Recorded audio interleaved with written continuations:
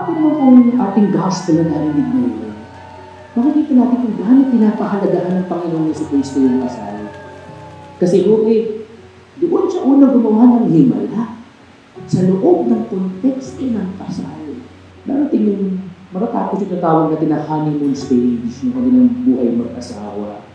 Matarating sila sa realidad ng mga pagsubok sa buhay, napakarating nila. Pero kung dumating na yung mga oras at pagkakataon nila, ang kailangan natin gawin, diba sabi ko nga sa inyo kahapon, ang sentro ng ulo, yung buhay, naligtas sa kahihiyan yung mag-asawa sa gospel natin sa araw na ito.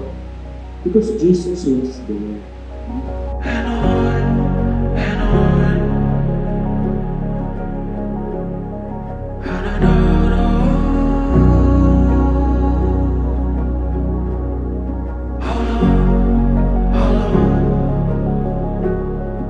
Kung paano naging tapat si Jesus, ibinigay yung kanyang sariling buhay para sa simbahan, ganun din yung mga mag-asawa na maging tapat at maging willing to open to give oneself to each other.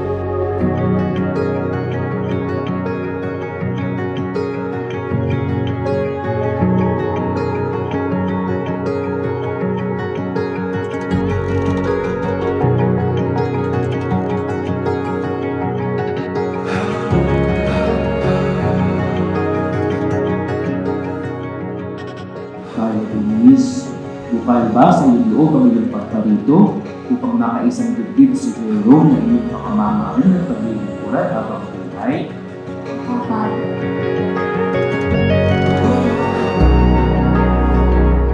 Jerome, bukal ba sa iyong loob ang iyong pagkarito upang makaisang dibdib si Carla Denise na iyong pakamamahalin at paglilingkuran habang buhay? Opo, Father.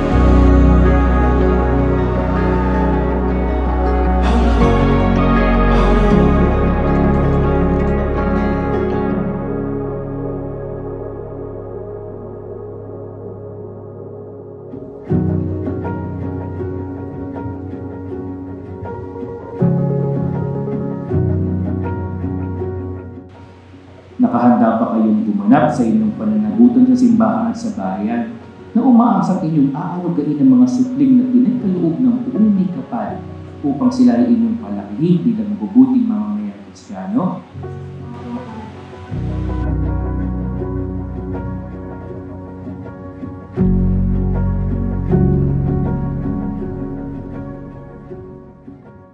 Carla Denise, sa harap ng Diyos at ng sambayanan, sinilipan kitang ang maging aking asawa. Sa hirap at ginawa, sa dusa at kaligayahan, ikaw lamang ang aking ibigin at itatangi ngayon at kailanman.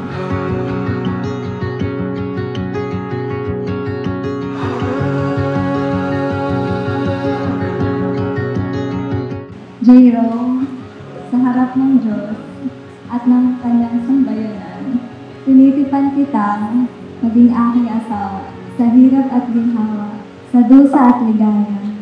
Ikaw lamang ang aking iibigin at itatangi, karugtong ng buhay, ngayon at kailanman. Brian, this is for you. So yan. Oh, hey Jude. Oh, so yan Jude. Yan ang ano ko sa inyo. Ayan, yung sabi ko sa ikaw. Yan, sinasabi ko sa'yo. Brush ka na unahan na yung ano. Ayan o, meron tayong pa shades. Sutin mo yung shades. Galing ko. Matututo na siguro ako mag-suklay nito.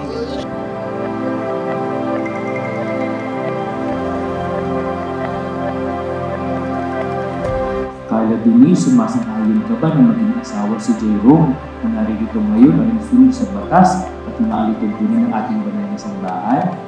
Father. Buong puso ba ang pagkakaloob mo sa kanya ng iyong sarili bilang kanyang may bahay? Opo, Father. Nakalaan ka bang balikatin sa piling niya ang pananagutan ng buhay ng iyong asawa? Opo, Father.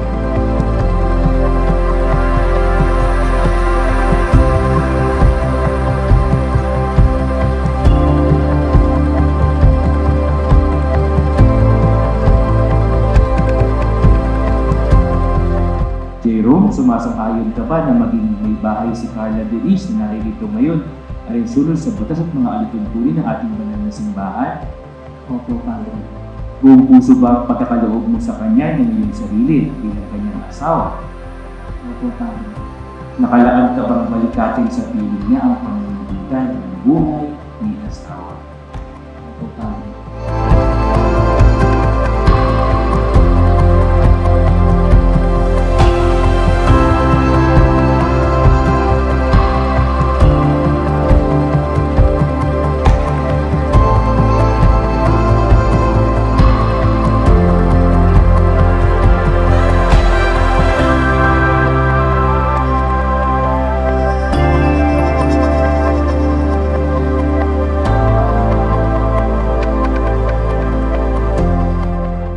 Carla Denise, kailanman, hindi ka magpapasinan. Yung suot mo, at pakayin nga ka, ang singsing na ito ay siyang sanla ng aking pag-ibig at katapatan.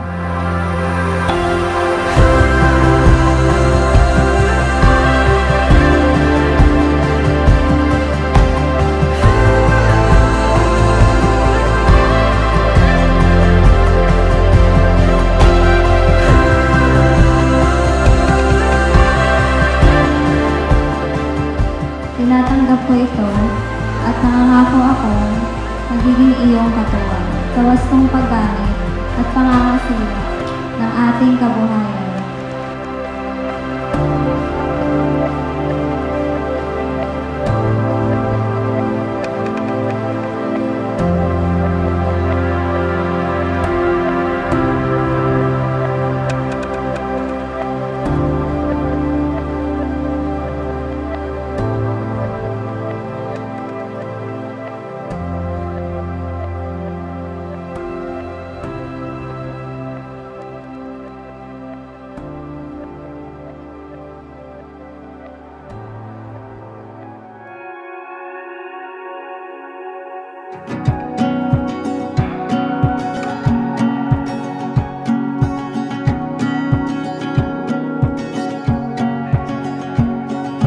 I see forever when I look in your eyes. Your love's like mountains I could never forget. You are my heart, you are my heart, you are my dream come alive, my everything, my like no other. Yeah, I could stay here without. You may kiss I see forever